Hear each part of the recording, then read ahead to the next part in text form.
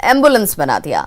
खबर गुजरात के जामनगर की है, जहां एम्बुलेंस की परेशानी को देखते हुए इस शख्स ने अपनी लैंड रोवर गाड़ी को एम्बुलेंस में तब्दील कर दिया ताकि लोगों की जान को बचाया जा सके।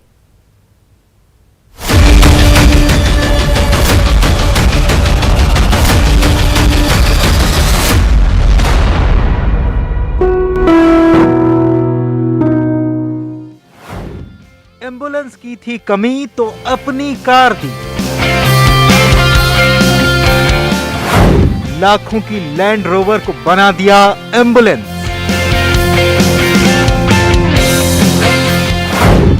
बचानी है जान तो सारे शौक कुर्बान। कोरोना के इस कहर में पूरे जामनगर में अस्पताल और जो खानगी जो क्लिनिक है वो भी भरे हुए हैं, मरीजों से उभरे हुए हैं और 108 और एम्बुलेंस भी नहीं मिल रहे। कहते हैं ना कि संकट के समय ही व्यक्तित्व की पहचान होती है। कोरोना ने अंधेर मचा रखा है, परेशानियों से पूरा देश जूझ रहा है और इन परेशानियों के बीच ही इंसानियत निखर रही है। ने 50 बेड का कोविड सेंटर खोला है, उसके लिए उसमें एम्बुलेंस नहीं थी, उसमें मैंने एम्बुलेंस दी है। उसको जब तक कोविड सेंटर चालू रहेगा जब तक मैं उसमें रखूँगा गाड़ी। इस शख्स का नाम भरत कंसागरा है, जो गुजरात के जामनगर में रहते हैं। इन्होंने अपनी लाखों रुपए की लैंड रोवर कार को एम्बुलेंस में बदल दिया ताकि कोरोना मरीजों को एक समाज सेवी संगठन की ओर से चलाए जा रहे वैकल्पिक अस्पताल तक पहुंचाया जा सके। कोरोना से खुद को बचाने के लिए सुनिए इन्होंने क्या किया। कोरोना में संजीवनी जैसा एक ही उपाय है, वो है वैक्सीन। ये वैक्सीन की दोनों डोज मैंने आज ले ली है। भरत कंसागरा ने कोरोना वैक्सीन की दोनों डोज ले ली हैं और अब ये लोगों से कोरोना वैक्सीन लेने की अपील भी कर रहे हैं। डरने की कोई आवश्यकता नहीं है। मेरी एक आपसे निवेदन है, आप भी सुरक्षित होने के लिए ये दोनों डोज लीजिए। कोरोना से बचाव के लिए ये जरूरी है। एक रिश्तेदार को अस्पताल ले जाने में हुई दिक्कत के बाद भरत भाई ने अपनी लैंड रोवर को एम्बुलेंस में बदलने की सोची और उसे अमली जामा पहना दिया और एक बार फिर साबित कर दिया कि इंसान को मार सकता है कोरोना, इंसानियत को नहीं। Bureau report, news 18 network.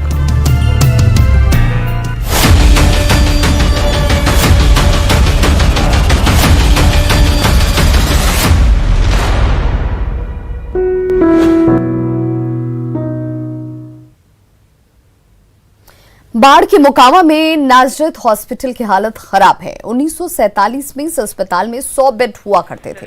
बाद में 280 बेड की व्यवस्था की गई, लेकिन 100 एकड़ में फैले नाजरत अस्पताल राजनीति की भेंट चढ़ गई।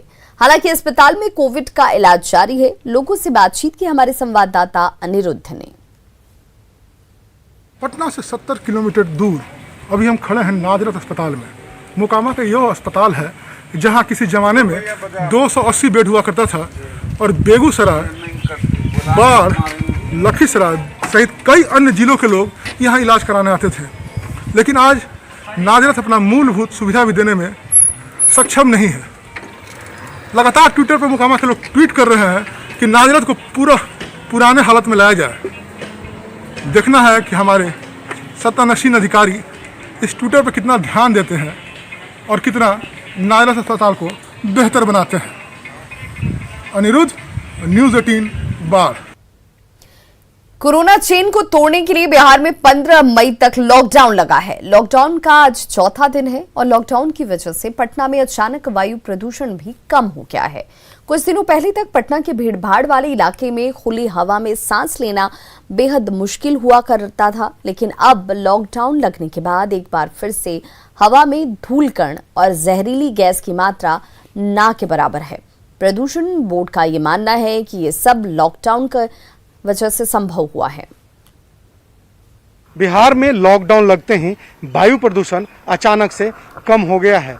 लॉकडाउन के कारण गाड़ियां सड़कों पर नहीं चल रही हैं। आसपास में जो कल कारखाने हैं वो भी बंद हैं। ज़्यादातर लोग घरों में हैं, जिसके कारण सड़कों पर सन्नाटा है। और स्थिति ये हो गई है कि यदि आप सड़कों पर निकलते हैं, खास करके सचिवालय और उसके आसपास का जो वीवीआईपी इलाका है, इन इलाकों में आपको कई तरीके की चिड़ियां भी दिखेंगी जो आम दिनों में नहीं दिखाई देती थी। सड़कों पर सन्नाटा है, लोग कम चल रहे हैं, लिहाजा वायु प्रदूषण अचानक से लॉकडाउन लगने के कारण कम हो गया है। गंगा नदी का पानी जो है वो धीरे धीरे एक बार फिर से साफ होता जा रहा है। तो कुल मिला के कहा जा सकता है कि पर्यावरण के लिए कहीं ना कहीं काफी अच्छे संकेत हैं, लेकिन यह लॉकडाउन के कारण संभव हुआ है।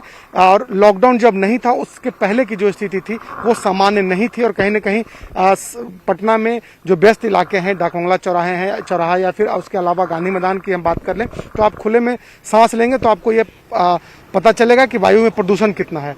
पटना सचिवालय के पास लगा ये डिजिटल बोर्ड जो पोल्यूशन कंट्रोल बोर्ड के द्वारा लगाया गया है, ये हम दिखा रहे हैं कि किस तरीके से इस बोर्ड पर जो मानक दिखाया जा रहा है कि कितना लेवल जो है वो कम हो गया है। कार्बन मोनोऑक्साइड जो आम तौर पर जो स्टैंडर्ड माना गया 2000 वो मात्र 296 है। अमोनिया जो 400 जिसका स्टैंडर्ड है वो मात्र 11.38 है। तो कुल मिला के कहा जा सकता है कि जो स्थिति है वो कहीं ना कहीं कहा जा सकता है कि अचानक से जो वायु में जो प्रदूषण है वो खत्म हुआ है और इसका कारण लॉकडाउन है। और डॉक्टर भी मानते हैं कि ये परिस्थिति कहीं ना कहीं जो कोरोना मरीज हैं उनके लिए भी काफी अच्छा है।